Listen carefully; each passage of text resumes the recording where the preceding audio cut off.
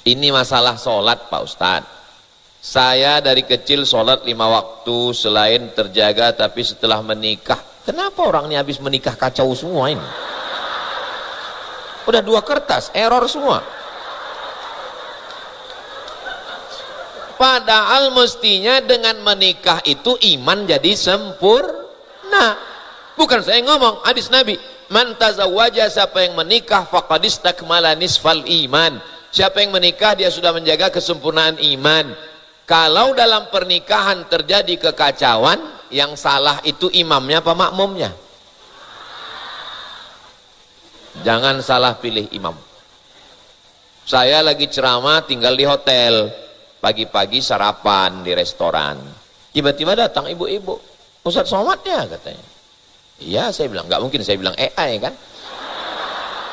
Nabi Muhammad itu orang miskin atau orang kaya? Nabi Muhammad SAW menikah umur 25 tahun, maharnya isyruna bakarah, 20 ekor onta. Berapa ekor? 20 ekor. 1 ekor onta besarnya macam sapi limosin dari Australia. 1 ekor sapi limosin berapa sekarang itu ya? 1 ekor sapi limosin 100. Yang ngomong bukan saya, tadi saya dengar suara dari bawah. 100, sebetulnya lebih 100, tapi karena kita udah kenal lama 100 aja lah. 100. 1 ekor sapi limosin 100. Kalau 20 ekor berarti 2M. Anak muda 25 tahun nikah maharnya 2M. Kaya apa miskin? Saya kalau di masjid di Tanah Lapang jarang saya sampaikan cerita ini. Kenapa? Karena ini merusak harga mahar. Tapi di sini saya sampaikan kenapa? Karena ini semuanya adalah orang-orang kaya semua. Ini perkara sholat Pak Ustadz. Jangan pakai kata-kata yang kira-kira merusak, menyulitkan dakwah. Pilihan kata itu penting karena berpengaruh kepada otak. Otak kita ini kalau udah dapat kata yang itu langsung dia, marilah kita bertaubat, langsung setan datang, jangan tobat. Tapi kalau kata let's go to start, kata setan, apa ini ya, kata setan, apa ini ya, kok ini baru banget ini, kata setan. Setan ini nanya ke kawannya, set katanya, apa ini? Aku pun nggak ngerti juga ini, katanya. Aku dasar kau kudet, katanya. Kudet tuh kurang update. Kerja monyet pun kerja. Ustadz ngomongnya jangan kasar gitu. Bukan saya yang ngomong, itu saya kutip dari Buya Hamka. Tapi nenek moyang kita berpikir bagaimana. Cobalah ujung Aceh, Medan, Riau, Sumatera Barat, Jambi, Bengkulu, Lampung, Sumatera Selatan. Kalau kita lihat dari mulai kereta apinya, jalan layangnya, tolnya. Ini Ustadz ngomong gini kan karena Ustadz di Palembang. Enggak juga. Karena saya sedang melihat apa yang sedang dibangun. Maka saya insya Allah, kemarin kami lagi pergi ke PLT. Ini ketahuan nih belum follow IG saya. Kan udah saya posting di IG Ustadz Abdul Somad yang followernya 10 juta itu. Maksud saya yang belum follow lah. Ustadz Abdul Somad ini pembangkit listrik tenaga uap terbesar di Asia Tenggara, letaknya di Sumatera Selatan. Batu bara naik ke atas. Ini Ustadz, air yang dipanaskan keluar uap, uapnya menggerakkan turbin. Saya pun mengangguk, entah paham tak tidak. Saya masa profesor doktor nggak paham? Saya kan jaga harga diri juga. Ini dulu Ustadz orang yang kerja di Amerika, gajinya dolar, tapi dia ingin membangun bangsa, pulang ke Sumatera Selatan. Ini Ustadz, listrik di Pulau Sumatera ini, listriknya ini dari sini Pak Ustadz. Dalam hati saya, berarti sering padam kemarin orang ini yang copot kabelnya. Jadi menjadi orang Sumatera Selatan itu punya sejarah. Sengaja kalau orang ini mau dicopot identitasnya, lupakan dia dengan sejarahnya. Ibarat pohon, gunting akarnya, potong dia, kehilangan sejarah. Orang kalau kehilangan sejarah, dia akan ikut sejarah orang lain. Makanya menjadi anak muda, orang Sumatera Selatan, mesti ngerti sejarah bangsanya. Kalau tidak nanti dia akan ikut sejarah orang lain, dia nggak tahu, akhirnya dia ikut Korea, ikut Bollywood, hidung pesek, rambut pirang.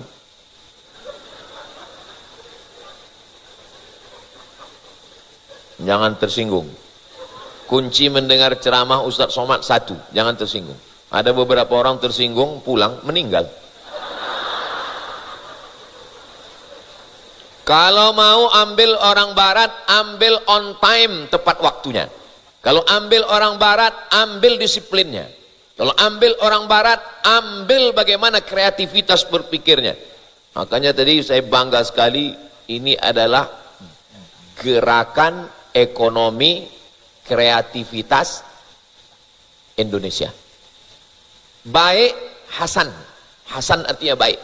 Tapi kalau terbaik, ahsan. Perbuatan amal, perbuatan yang terbaik, perbuatan yang paling hebat, action yang paling sempurna, bahasa Arabnya ahsanul amali. Nah, itu memang cocok beliau jadi ketua. Jangan-jangan nama ini dibuat belakangan.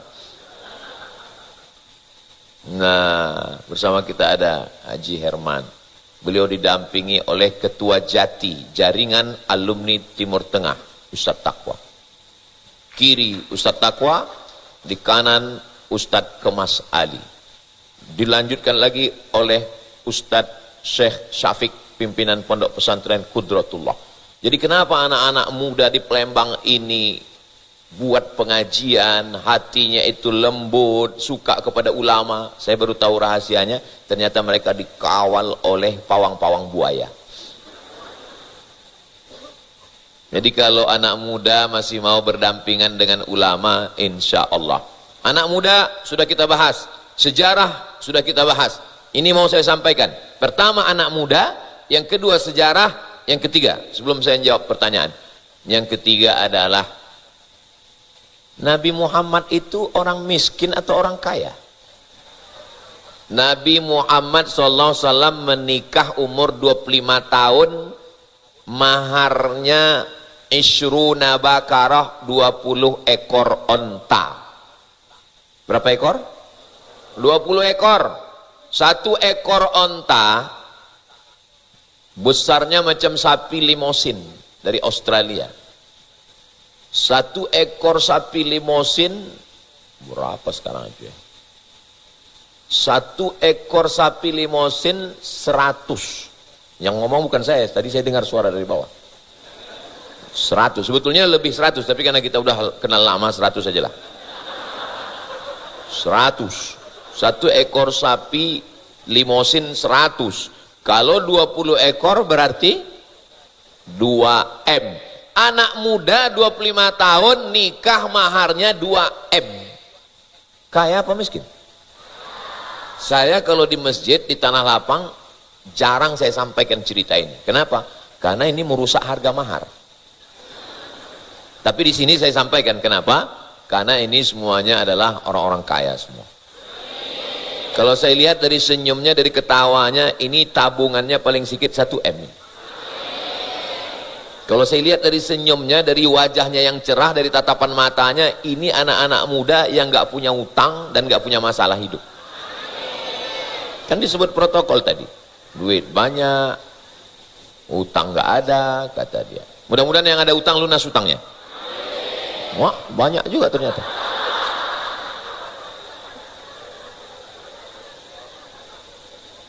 Nabi Muhammad sallallahu alaihi wasallam yang belum nikah, mudah-mudahan segera ketemu jodoh. Kau kenapa belum nikah juga? Kami beda keyakinan Pak Ustadz. Beda agama? Enggak, aku yakin dia enggak yakin.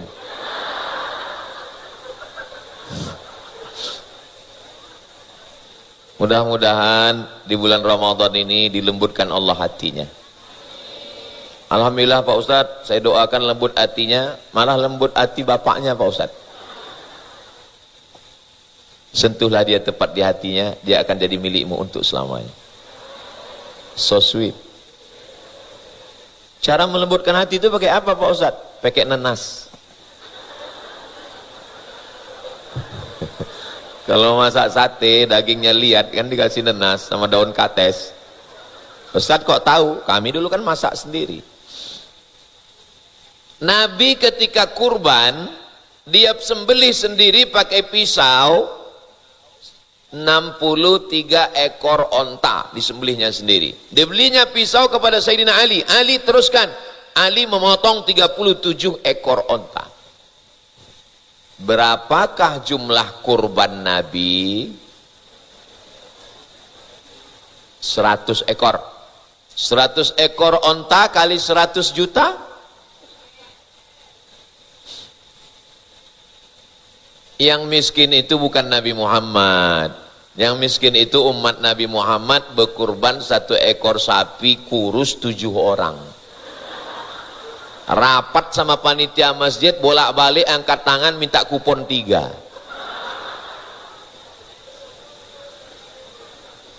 Lalu yang menggambarkan Nabi Muhammad itu miskin, susah, melarat, bajunya compang-camping, itu siapa? Itu yang menggambarkannya namanya Abdul Ghafur. Siapa namanya? Abdul Ghafur datang ke Sumatera mau mengobok-obok Aceh, mau mengadu domba. Dia pura-pura masuk Islam. Di Makkah dia tinggal 6 bulan, berteman dengan Syekh Nawawi Al-Bantani, menemui Syekh Mahfud At-Turmusi, dan berinteraksi dengan Imam Masjidil Haram Syekh Ahmad Khatib Al-Minkabawi, karena dia sedang mempelajari sifat orang Sumatera dan dia mau mengobok-obok Nusantara. Dan pada akhirnya dia kembali ke Amsterdam. Sejarawan Ridwan Saidi ziarah ke makamnya di Amsterdam, Belanda. Ternyata dia murtad, kafir, namanya Snok Horgronje. Kenapa ada rel kereta api dari Palembang sampai ke Lampung? Ada. Ustadz kok tahu? Kami tadi kan naik helikopter di bawah Haji Herman. Saya sebetulnya cuma mau ngasih tahu kami naik heli. Nampak rel kereta api. Kalian zikir aja, kalian sholat aja, kalian sholawat aja. Tanah kalian batu baranya kami yang ngambil. Di atasnya kami tanam karet, kami tanam tebu, kami tanam tembakau. Masalah dunia serahkan ke kami, kalian akhirat aja. Makanya kalau ada ustadz yang ceramah, dunia ini adalah penghalang kita, marilah kita akhirat. Diam kau Snok Horgronje. Dalam Islam kita diajarkan Rabbana atina fid dunya hasanah wa fil akhirati. Gimana mau dapat akhirat hasanah kalau dunianya morat marit? Maka 3 fokus yang mau saya sampaikan. Pertama, anak muda. Kedua, sejarah sebagai identitas bangsa. Yang ketiga adalah ekonomi, duit, materi. Ustadz setiap ngasih contoh kok pakai tangan kiri, cincin baru.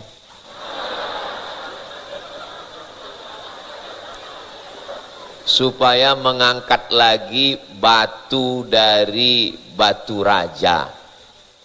Bangkit lagi ekonomi keumatan. Bapak Ibu, ini mereknya Casio, kasih orang. Nah, jadi kalau anak muda sudah sadar ternyata Islam ini dikelilingi Nabi itu oleh anak-anak muda, dan anak muda yang paham tentang sejarah bangsanya. Saya orang Sumatera, saya orang Sriwijaya yang pernah punya sejarah Nusantara, bangkit semangatnya. Dia tidak lagi melihat sejarah Korea, sejarah Bollywood, sejarah, nggak perlu karena kita punya sejarah. Dan kita mesti bangkit secara ekonomi melalui jalur apa? Jalur G-Crafts, Gerakan Ekonomi Kreativitas Indonesia. Itu sebagai pengantar dialog kita petang ini. Jangan kemana-mana, kita lanjutkan setelah yang satu ini. Dulu waktu masih sekolah dan kuliah, saya sempat menikmati indahnya beribadah. baik yang wajib dan sunnah. Tapi semenjak bekerja, menikah dan punya anak, seolah waktu dan tenaga sudah tidak tersisa untuk ibadah seperti dulu. Katanya kerja juga ibadah. Apakah pahala bekerja dan urus keluarga dan rumah berat timbangannya untuk masuk surga, Pak Ustadz?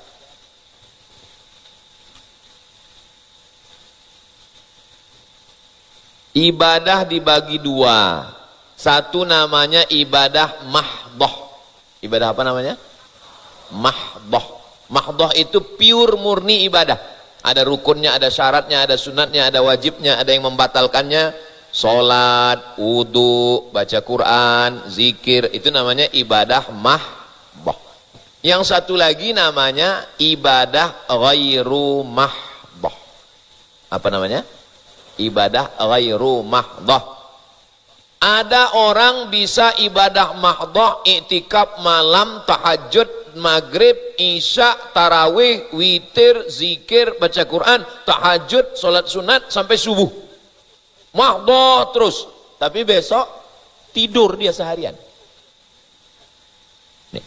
Tapi ada jenis yang kedua, dia sekedar maghrib, isya, tarawih, witir, tidur. Jam 11, 12, 1, 2, 3 bangun, sholat sunat, wudhu, sholat sunat taubat, sholat sunat tahajud, habis itu dia baca Quran, habis itu dia masak, habis itu dia makan sahur, dan besok tetap masuk kerja. Maka di hadapan Allah kualitas amalnya itu yang ini hanya untuk dirinya saja. Ibadah full satu malam itu untuk dirinya saja. Tapi seorang kepala daerah dengan tanda tangannya, seorang pengusaha dengan hasilnya, dia bisa bangun asrama, dia bisa bangun masjid. Dari G-Crafts menyerahkan bantuan sebanyak 100 juta, dan saya tidak terima duit. Saya setiap orang ngasih bantuan langsung ke nomor transfer bank. Supaya apa? Jangan ada dusta di antara kita. Ustaz Somad itu hanya menerima bantuan saja. Saya setiap bulan memasukkan ke rekening yayasan sebanyak 120 juta. Dari mana? Dari akun Ustadz Abdul Somad Official. Jangan lupa subscribe, like, share, and comment. Makanya saya dipanggil oleh kantor pajak. Bapak, kami sudah hitung-hitung Bapak sebulan dapat 120, satu tahun berarti 10 bulan 1,2, berarti lebih kurang 1,4 sampai 5, 1,5 M ini duit masuk. Saya bilang kalian cek nomor rekeningku di bank, duit itu seperak nggak pernah masuk. Itu semuanya untuk beli beras, untuk bayar listrik, bayar air, gaji guru. Aku tak pernah mengambil seperak pun.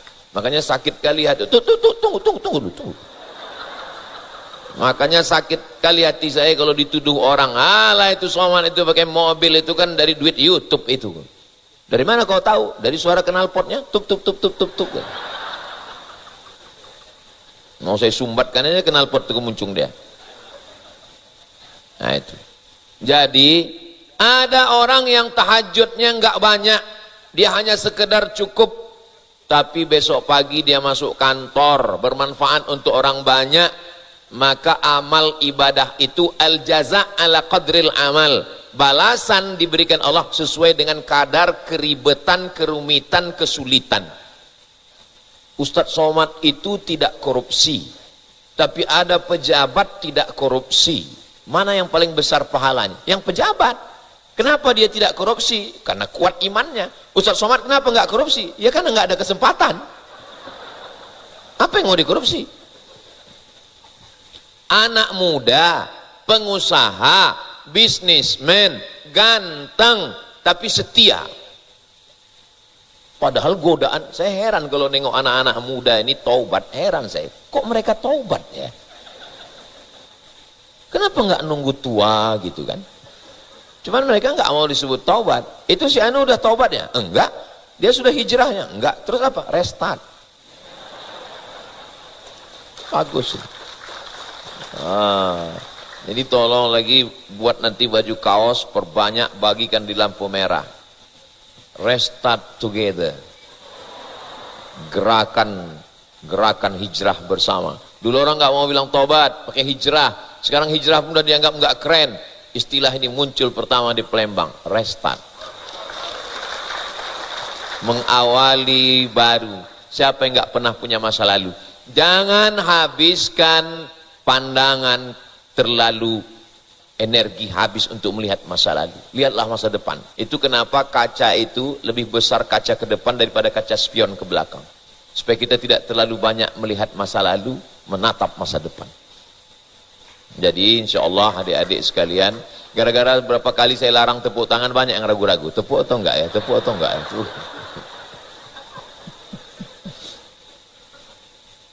Perkenalkan Pak Ustadz, nama saya Tit.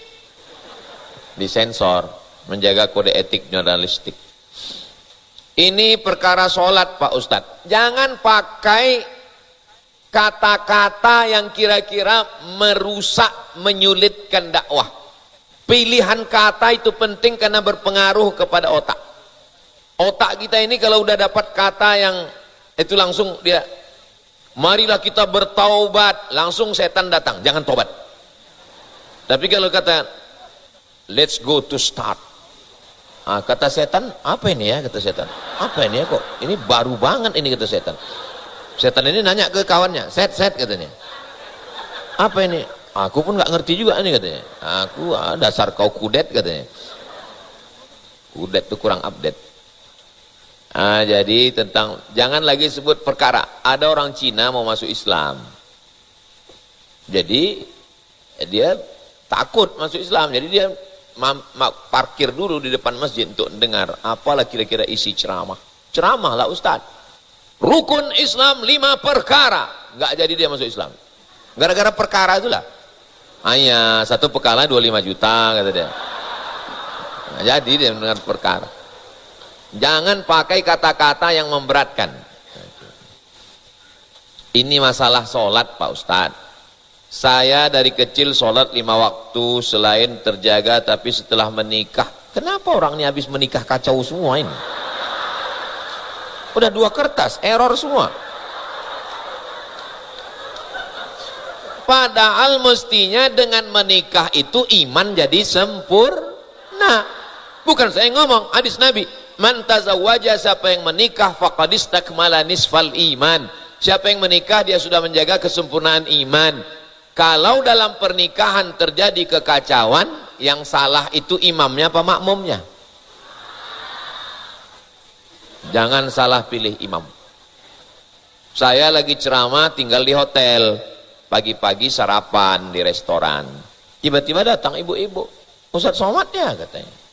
Iya, saya bilang, nggak mungkin saya bilang AI kan. Ustadz Somad ya, iya saya bilang.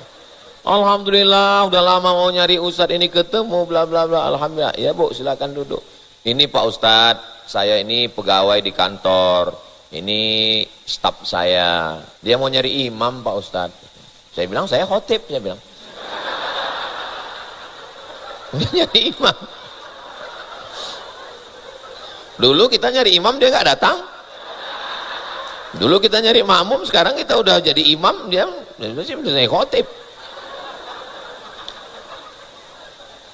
Kalau ada istri yang sholatnya kacau setelah menikah, yang salah imamnya. Karena imamnya tidak mengingatkan gimana sholatmu sayang. Kalau yang setelah menikah nggak pernah buka Quran, yang salah imamnya. Mestinya suami manggil istri, buka, baca Quran. Bismillahirrahmanirrahim. Yasin wal Qur'anil Hakim, sampai habis. Fasubhanalladzi biyadihi malakutu kulli syai'in wa ilaihi turja'un. Shadaqallahul azim. Kakak enggak baca Quran, waktu enggak cukup. Itu cara menutupi kebodohan kita. Yang penting jaga, sehelai rambut istri keluar, setengah kaki kita masuk neraka. Kita jaga dia, bangunkan malam untuk beribadah, mendekatkan diri kepada Allah, ngajinya, baca Qurannya. Kami nggak bisa ngajar istri kami Pak Ustadz. Ustadz kita ada, Syekh Syafiq ada, Ustadz Kemas Ali ada, Ustadz Irawan Takwa ada, Ustadz kita dari Mas Furoh ada. Di Palembang ini nggak ada alasan orang tidak belajar agama. Dari Habib Mahdi dulu bawa saya kemari, Ustadz Solihin Hasibuan, Ustadz Habib Mahdi, Ustadz Taufik Hasnuri. Saya sampai hari ini masih nonton video-video Ustadz Taufik Hasnuri. Kok bisa-bisanya ini nggak ngaji? Bagaimana saya menjaga sholat saya seperti dulu tanpa harus melihat suami saya? Nah, ini kan betul dugaan saya. Masalahnya suami ini masalahnya. Mudah-mudahan kalian adik-adik yang belum menikah dapat imam yang baik. Jangan senasib macam ini. Dan sepertinya memilih imam yang taat. Kan imam? Ibadah itu luar biasa mempengaruhi ya Pak Ustadz. Ya. Idza ja'akum man tardawna dinahu, kalau datang laki-laki meminang anak gadismu, kalau datang laki-laki meminang adikmu, kalau datang laki-laki minang ponakanmu, maka yang dilihat dua. Pertama, dinahu, agamanya. Yang kedua, wa khuluqahu, akhlaknya. Ini sekarang orang yang dilihat bukan agamanya, buka gorden lihat, pakai mobil mahal. Masya Allah, ini pasti orang Jawa. Begitu dibuka gorden lihat, ini pasti orang Jawa. Bukan di wong Palembang, bukan ini orang Jawa. Maksudnya jawaban atas istikharahku selama ini.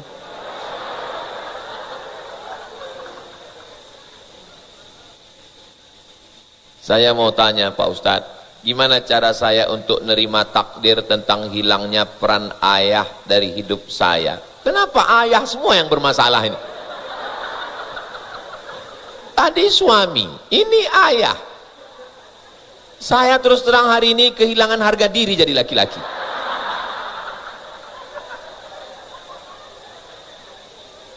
Dia masih hidup, tapi tidak untuk saya. Rasa ini timbul saat melihat teman yang dibersamai sama ayahnya. Saya memiliki rasa sakit hati terhadap ayah saya, Pak Ustadz.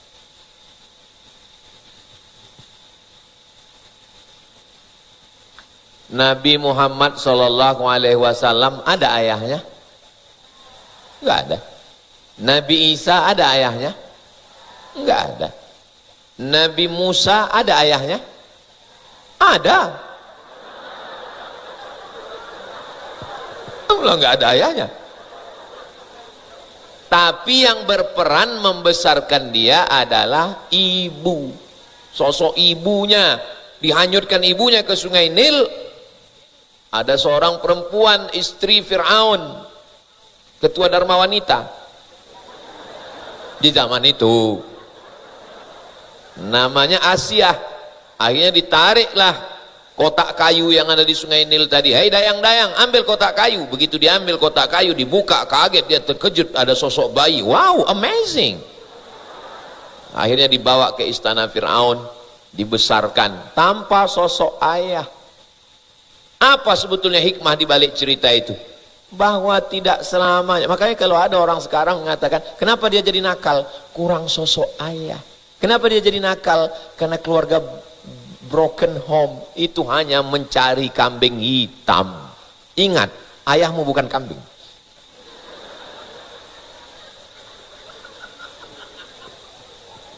Jadi, kalaupun kebetulan ditakdirkan punya ayah kurang baik, Nabi Ibrahim itu ayahnya kurang jahat apalagi. Iya, alah lupa pula. Memang kalau puasa ini payah ingatnya.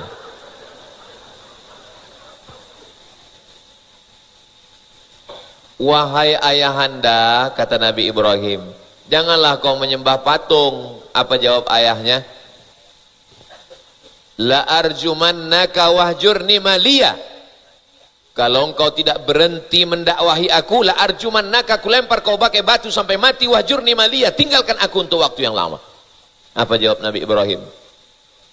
Sa'astaghfiru laka rabbi innahu kana bi hafiyya. Aku akan memintakan ampun kepada Allah atas segala dosa-dosamu. Innahu kana bi hafiyya. karena Allah itu amat sangat dekat dengan aku dan dia mengabulkan segala doa-doaku. Nabi Ibrahim tidak punya ayah yang baik. Nabi Musa tidak dibesarkan ayah. Nabi Isa tidak punya ayah. Nabi Muhammad ayahnya meninggal. Jadi kalau ada hari ini orang nakal, orang jahat, lalu dia katakan salah ayahnya, ayahnya memang salah, tapi kau salah juga. Jangan semuanya salah dia. Nah, jadi belajar agama, belajar ke guru, cari majelis. Ustadz Kemas Ali majelisnya di mana? Habib Umar Abdul Aziz majelisnya di mana? Di Palembang ini majelis-majelis maulid, majelis fikih, majelis akhlak, majelis tasawuf, banyak sekali. Jangan sampai, ya Pak Ustadz, tapi saya merindukan sosok seorang ayah. Ya, ayah orang ayah kita, emak orang emak kita. Emak saya tak ada. Emak saya meninggal, ayah saya meninggal. Jadi kalau ada bapak ibu yang, saya ini anak yatim piatu. Makanya kalau ada orang, Ustadz, ini emak saya cium tangannya, mak, apa kabar mak? Menengok emak orang macam emak kita, bagus. Menengok ayah orang macam ayah kita, bagus. Asal jangan menengok bini orang macam bini kita. Nah, jangan selalu menyalahkan takdir. Kita tidak pernah memilih dia jadi ayah kita, dan dia pun tidak pernah memilih kita jadi anaknya. Ini semua takdir. Setelah itu serahkan pada Allah. Bahwa dia salah, itu salah dia, nggak usah kita urus. Yang penting kita tidak salah ke anak-anak kita. Putuskan mata rantai ini. Ayah dia dulu mungkin salah ke ayah dia, ayah dia mungkin salah, tapi kita jangan sampai salah ke anak kita. Kalau ayah kita tidak pernah mencium kita, kita cium anak kita, kita peluk dia dengan kasih sayang, kita usap kepalanya, supaya kita memutus mata rantai. Jangan sampai ayahku nggak sayang sama aku pun mesti memukul anakku. Jangan begitu. Tumbuhkan dengan kasih sayang. Man la yarham la yurham. Siapa yang tidak ada rasa kasih sayang dalam hatinya, maka Allah tidak akan menyayanginya. Ini kita berkumpul ini karena kasih sayang Allah. Mudah-mudahan ada rasa kasih sayang di hati kita, insya Allah. Amalan apa supaya cepat dilamar?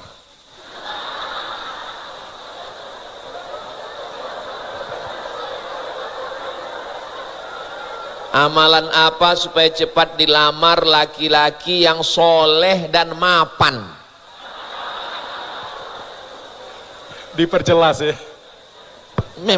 Tulisannya laki-laki yang soleh dan mapan.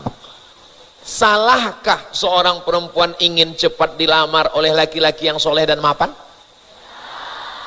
What's wrong? Apanya yang salah? Enggak ada yang salah. Maka jangan lupa, hidup kita ini 3. Yang pertama ikhtiar. Ikhtiar itu bahasa kitanya usaha. Yang kedua adalah doa. Setelah doa tawakal. Ngaji. Ustadz Ali, ada nggak jamaah Ustadz Ali yang ganteng, kaya, bantalnya dolar, tilamnya rial? Kalau ada tolong bagi ke saya. Kata Ustadz Ali, sama aku aja lah.